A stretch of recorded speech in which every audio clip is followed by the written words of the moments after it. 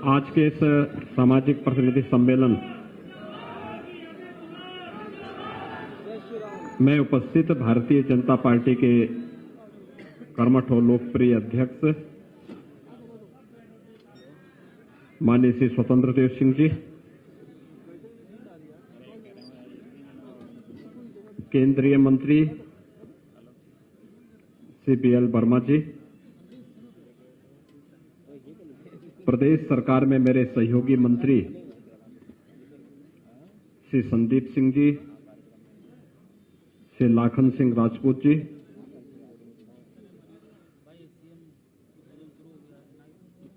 महान राम भक्त और जिन्होंने शासन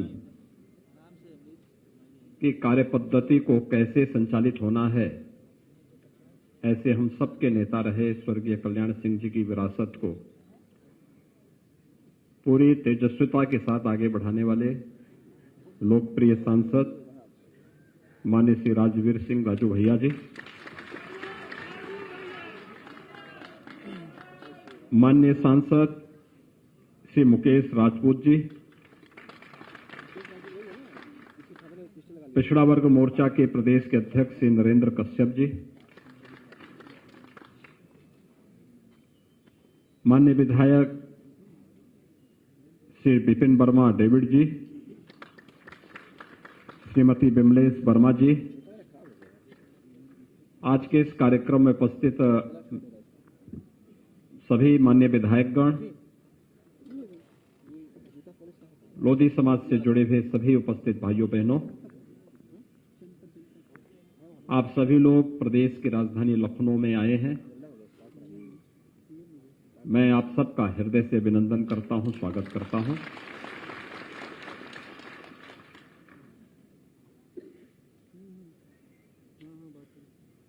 स्वर्गीय बाबूजी की अंतिम संस्कार के कार्यक्रम में और उनके ब्रह्म भोज के कार्यक्रम में मुझे जाने का अवसर प्राप्त हुआ था। लोक नेता और जन नेता कैसा होता है, यह उदाहरण देखना है तो स्वर्गीय बाबूजी के साथ उमड़ा हुआ जन सैलाब इस बात का उदाहरण रहा है।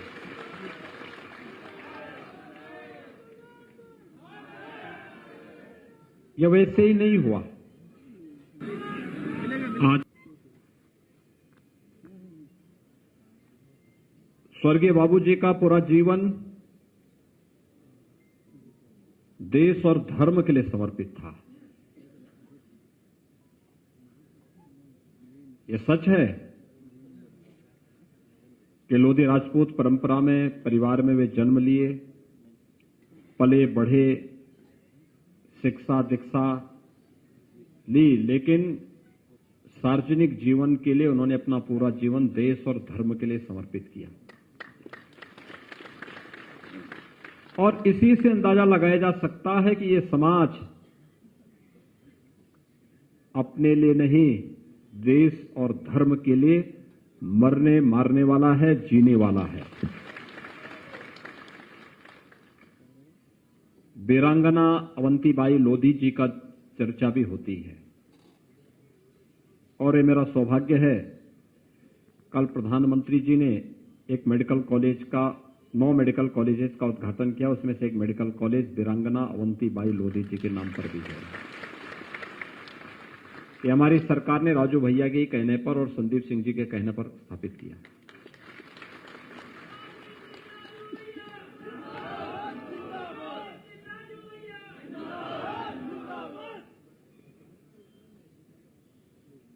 एटा में कोई मेडिकल कॉलेज की बात करता था क्या? कभी नहीं। लेकिन आज मेडिकल कॉलेज बना है। स्वर्गीय बाबूजी की भावना थी और राजू भैया ने कहा कि नहीं, यहां बनना ही है। भाइयों बहनों, आज वहां मेडिकल कॉलेज का कल लोकार्पण का कार्यक्रम हुआ है।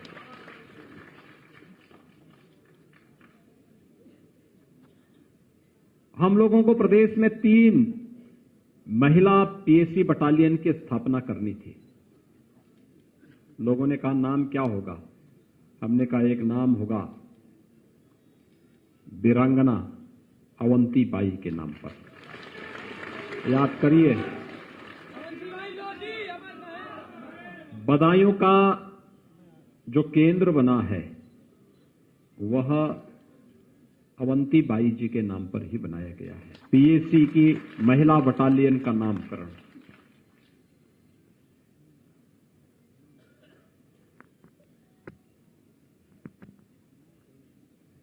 जब स्वर्गीय बाबूजी के नाम पर किसी भवन के नामकरण की बात आई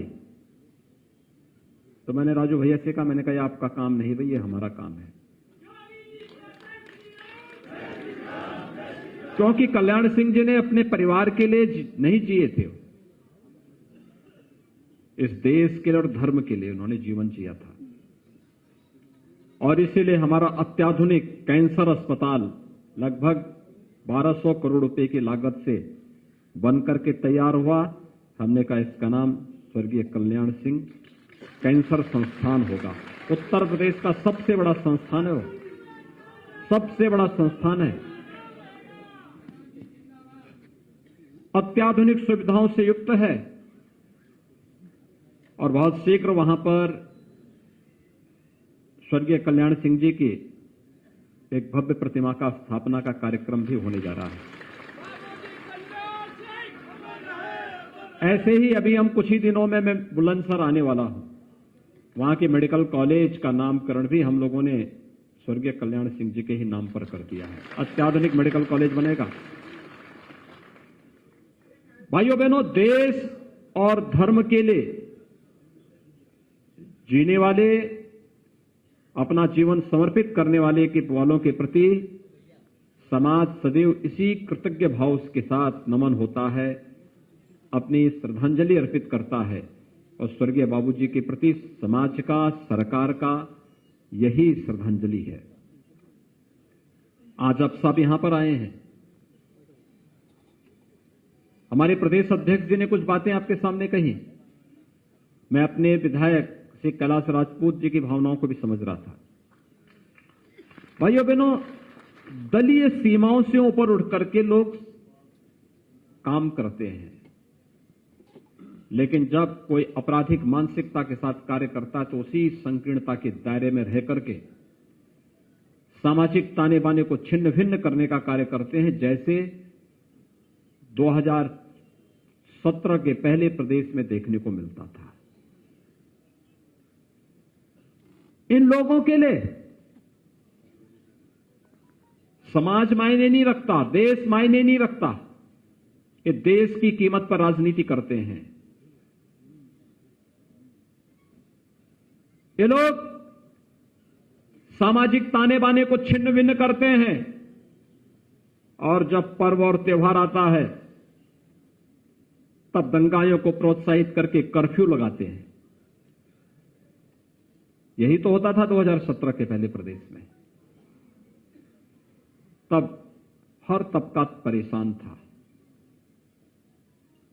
क्या नौजवान, क्या किसान, क्या बहन बेटियां, क्या समाज का प्रबुद्ध जन, व्यापारी हो या कोई भी समाज का व्यक्ति हो, हर एक व्यक्ति तबाह होता था, परेशान होता था।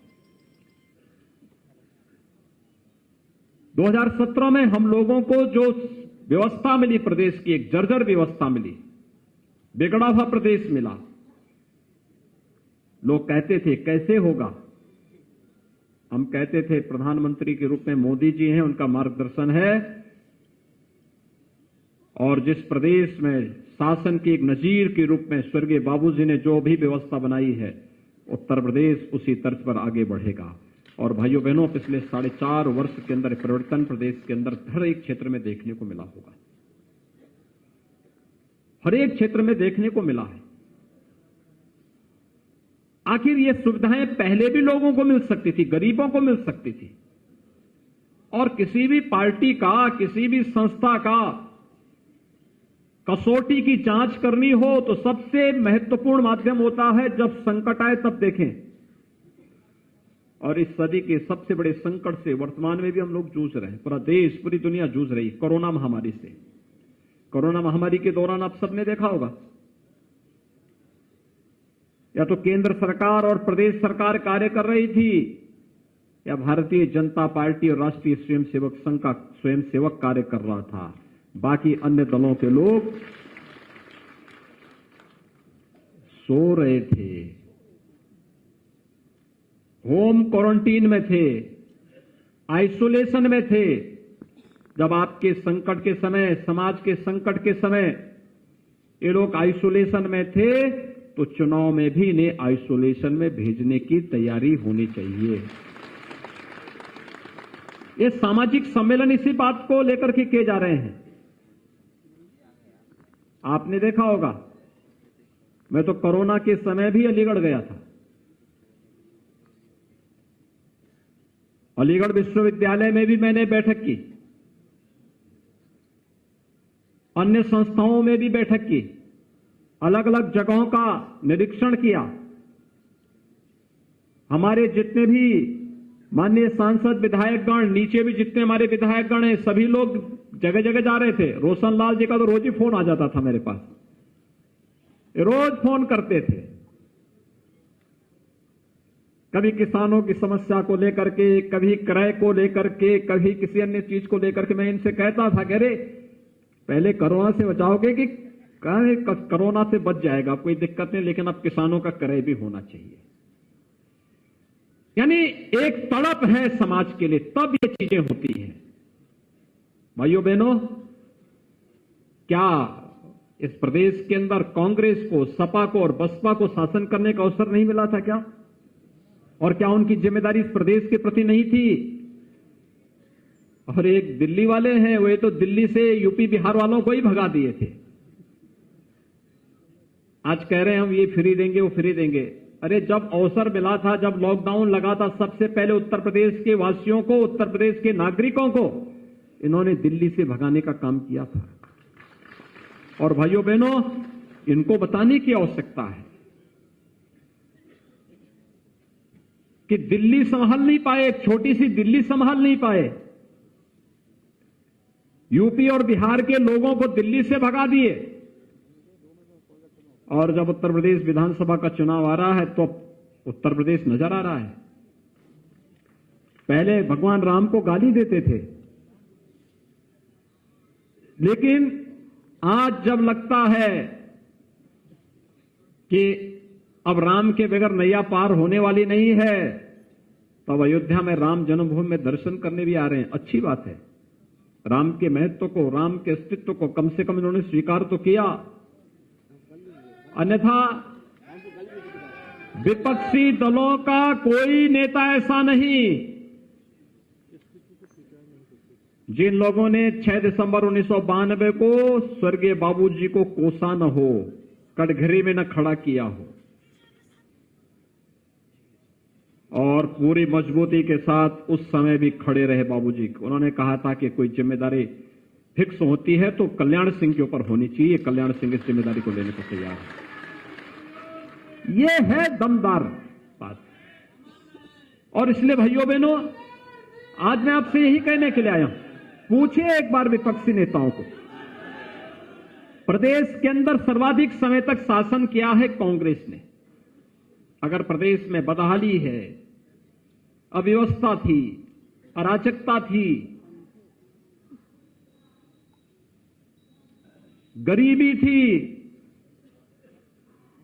इसके जिम्मेदार ये लोग हैं। सबसे अधिक समय तक कांग्रेस को शासन करने का अवसर प्राप्त हुआ। उसके बाद समाजवादी पार्टी और फिर बहुजन समाजवादी पार्टी। इन लोगों से पूछा जाना चाहिए कि आखिर उस कालखंड में इन्होंने अगर प्रदेश के हितों के लिए कुछ किया होता, अलीगढ़ के तालों के लिए, हापुड़ के पापड़ के लिए, रामपुर के चाकू के लिए, बरेली के चूड़ी के लिए इन्होंने कुछ किया होता, तो भाइयों बहनों, प्रदेश का नौजवान पलायन करने के लिए मजबूर नहीं होता। हमारी सरकार ने किया। प्रधानमंत्री मोदी जी के मार्गदर्शन में एक जनपद एक उत्पाद, और आज तो अलीगढ़ में डिफेंस कॉरिडोर का भी एक केंद्र स्थापित होकर के वहां तेजी के साथ रोजगार का सृजन भी होगा, आगे भी बढ़ेगा।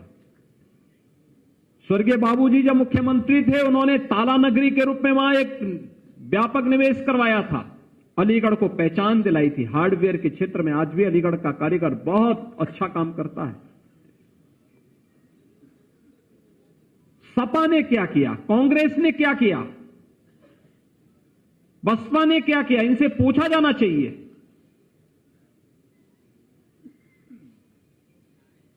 एक एक जनपद की उत्पाद को आज प्रमोट करने का कार्य हो रहा है। वहां हाथरस की हींग हो, मेरठ के स्पोर्ट्स आइटम हो, फिरोजाबाद का ग्लास का उद्योग हो, मुरादाबाद का ब्रास की आइटम हो, अमरोहा का तबला हो, यानी अलग अलग जनपद को उसको उसकी पहचान के साथ जोड़ने का कार्य हो रहा है। लाखों नौजवान रोजगार से इससे जुड़ रहे हैं, लाखों नौजवान इस प्रक्रिया के साथ जुड़ रहे हैं। विकास एक नई ऊंचाइयों तक आगे बढ़ता हुआ दिखाई दे रहा है और इसीलिए यह कार्य पहले भी हो सकता था। विश्वकर्मा श्रम सम्मान में आपने देखा होगा, विश्वकर्मा श्रम सम्मान में परंपरागत हस्तशिल्पी और कारीगरों को, वह लोहार है, राजमिस्त्री है, कारपेंटर है, स्वर्णकार है, हलवाई है, मोची है, धोबी है, यानी ये गांव में निवास करने वाला जो गांधी जी के ग्राम स्वराज की परिकल्पना को साकार करता है, इन सब के निश्चित प्रशिक्षण के दौरान निश्चित मानदेय, फिर इन्हें बैंकों के साथ जोड़ना, फिर इनको जोड़ने के साथ इनकी आजीविका को बढ़ाना, इनके स्वावलंबन के पथ पर अग्रसर करना। माटी कला बोर्ड के माध्यम से आपने देखा होगा गांव गांव में मिट्टी के दिया मूर्तियां मिल रही हैं। ये काम चीन क्यों हमें देगा, हमारा कारीगरी ये काम करेगा, हम उसको कला देंगे, हम उसको तकनीक देंगे, हम उसको डिजाइनिंग देंगे और हम उसको आगे बढ़ाने का कार्य करेंगे। गांव समृद्ध होगा, पैसा गांव में रहेगा, गांव समृद्ध होगा। यही तो कार्य सरकार ने किया है। कानून व्यवस्था की स्थिति को बेहतर किया गया, तो कानून व्यवस्था की बेहतर स्थिति ने निवेश बढ़ाया, रोजगार दिया। आज हर तबके के नौजवान की नौकरी लग रही है, सरकारी नौकरी लग रही है या निजी क्षेत्र में नौकरी लग रही है। पहले क्यों नहीं लगता था? पहले ये नौकरी को एक परिवार और एक खानदान क्यों अपनी गिरवी मान लेता था? आज तो कोई नहीं कर सकता। आज तो नौकरी पूरी पारदर्शी प्रक्रिया के साथ संपन्न हो रहा है। प्रदेश का नौजवान नौकरी पाएगा, प्रदेश के अंदर अपनी ऊर्जा और अपनी प्रतिभा का लाभ देगा। आज हो रहा है। पहले गरीबों को मकान नहीं मिलते थे, जाति देखी जाती थी, क्षेत्र और मजहब और मत देखा जाता था। आज तो 4.5 वर्ष में 43 लाख से अधिक नौजवान, 43 लाख से अधिक परिवारों को हम मकान दे चुके हैं, एक एक आवास उपलब्ध करा चुके हैं।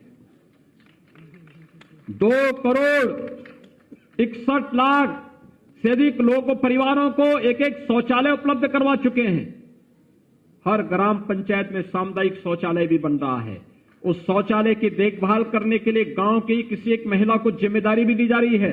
हर महीने 9,000 रुपए उस महिला को उपलब्ध करवाया जा रहा है। बिजली निःशुल्क कनेक्शन और इंफ्रास्ट्रक्चर को आगे वहां तक बढ़ाने की व्यवस्था हो, या फिर 5 लाख रुपए का आयुष्मान भारत का कार्ड। कोरोना कालखंड में हर गरीब को फ्री में राशन, ये पहले भी दिया जा सकता था। पहले सोच नहीं थी। पहले की सोच केवल अपने व्यक्तिगत परिवार तक सीमित थी, एक खानदान तक सीमित थी। लेकिन आज पूरे प्रदेश को ही परिवार मान करके कार्य किया जा रहा है।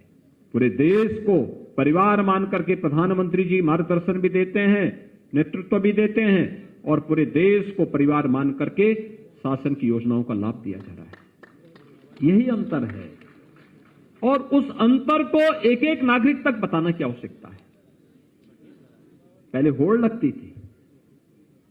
किस बात की होड़ लगती थी? होड़ इस बात की लगती थी कि कौन कितनी अवतार की पार्टी दे देगा, सरकारी आयोजन हो जाए। आज तो नहीं होते। अगर हमारा सेकुलर स्टेटस है तो सबके लिए समान होगा। पहले पर्व आते थे, होली आती थी, दीपावली आती थी, विजयादशमी आती थी, दुर्गा पूजा आती थी, जन्माष्टमी आती थी, शिवरात्रि आती थी, रामनवमी आती थी, कर्फ्यू लग जाता था। पर्व और त्योहार मनाने ही नहीं देते थे। एक तरफ कर्फ्यू, दूसरी तरफ प्रशासन का डंडा। आस्था को कैद करके रह जाते थे। आज तो ऐसा नहीं। आज तो आपकी आस्था के सामने कोरोना भी पस्त हो गया है। आपने देखा होगा जैसे विजयादशमी आई, कोरोना समाप्त, बड़े भव्यता के साथ विजयादशमी के आयोजन हर जगह हुए। दीपावली आ रही है, कोरोना लगभग समाप्ति की ओर और पूरी भव्यता के साथ दीपावली का आयोजन हर्ष और उल्लास के साथ, उमंग के साथ हर प्रदेशवासी मनाएगा। भाइयों बहनों, हमें देखना होगा पहले जो लोग थे वे क्या करते थे, कैसे करते थे, किस मानसिकता के साथ कार्य कर रहे थे। अभी मैं देख रहा था औरैया में हमारे लाखन सिंह राजपूत जी आए हैं, वहीं के हैं। एक विज्ञापन चला सपा का कि मैं आ रहा हूं, और वहां पे समाजवादी पार्टी के एक पदाधिकारी ने वहां 8 लोगों का अपहरण करके जबरदस्ती वसूली करना शुरू कर दिया। तो लोगों ने कहा, रे क्या विज्ञापन का मतलब यही है? उन्होंने कहा, हाँ, मैं आ रहा हूं का मतलब अपहरण, गुंडागिर्दी, लूटपाट, अराजकता, प्रदेश के अंदर अव्यवस्था और दंगाइयों को फिर से प्रोत्साहन कर देना। भाइयों बहनों, ये नहीं हो पाएगा। प्रदेश अब बदल चुका है।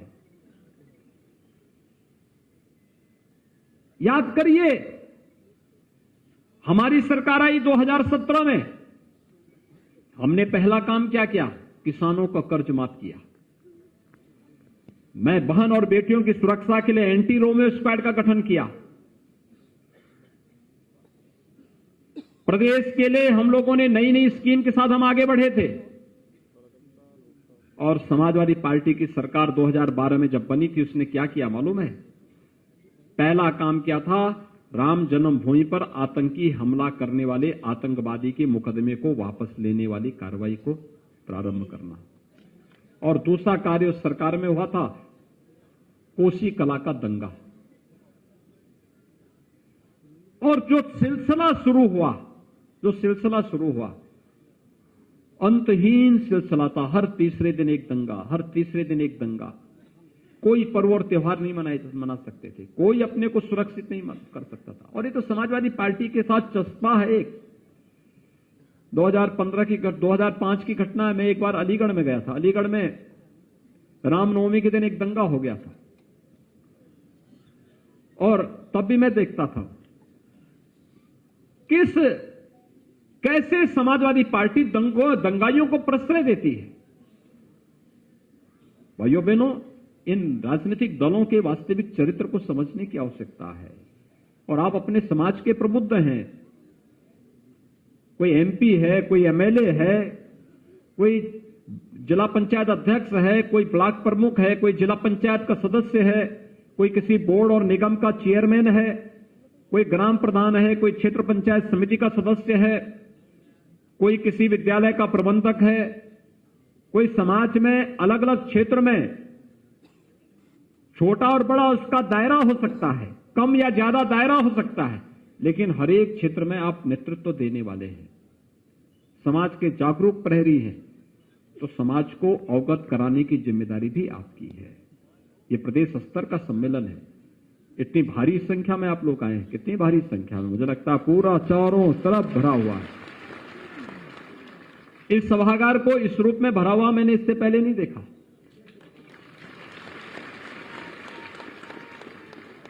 इस रूप में उत्साह देखने को पहले नहीं मिलता था।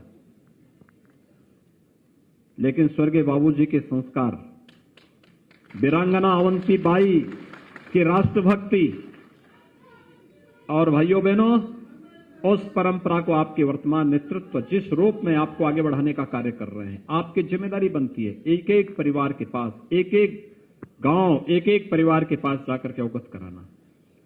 और अभी से तैयारी, 2022 की तैयारी, ये चीजें अगर हम लोग करते हुए दिखाई देंगे तो समाज का भी, देश का भी और धर्म का भी कल्याण होगा, सबका कल्याण होगा। सब लोग एक अच्छी दिशा में आगे बढ़ेंगे, सुख और समृद्धि की दिशा में आगे बढ़ेंगे। और उस सुख और समृद्धि के मार्ग पर आगे बढ़ने के लिए हम सब प्राणपण से कार्य करेंगे। इस विश्वास के साथ आप सभी, दीपावली के पहले हर व्यक्ति व्यस्त होता है, कोई खरीदारी के लिए, कोई अपने घर की साफ सफाई के लिए, कोई खेती बाड़ी के दृष्टि से व्यस्त रहता है। और आपका समाज तो वैसे भी खेती किसानी पर बहुत ध्यान देता है, बहुत ध्यान देता है। और भाइयों बहनों, समाज की चेतना को जागरूक करने में मातृभूमि की भी रक्षा करता है, मातृभूमि की भी सेवा करता है। और मातृभूमि की सेवा के साथ ही राष्ट्रभक्ति के साथ भी अपने को आगे बढ़ाता है। ये दोनों गुण उसके साथ कूट कूट करके भरे हुए हैं। इसलिए इस सभी व्यस्तताओं के बावजूद आप यहां पर आए हैं। आपका मैं एक बार फिर से अभिनंदन करता हूं, स्वागत करता हूं। आप सबको दीपावली की मंगलमय शुभकामनाएं देते हुए मैं आज के इस सम्मेलन में स्वर्गीय बाबूजी को विनम्र श्रद्धांजलि अर्पित करता हूं। वे आज हमारे बीच में नहीं, लेकिन उनका कृतित्व निरंतर एक नई प्रेरणा प्रदान करता रहता है, एक नई प्रेरणा, एक नई ऊर्जा देता है। और उस ऊर्जा के साथ सभी को जुड़ने की आवश्यकता है। आप सबके प्रति मेरी शुभकामनाएं। धन्यवाद। जय हिंद।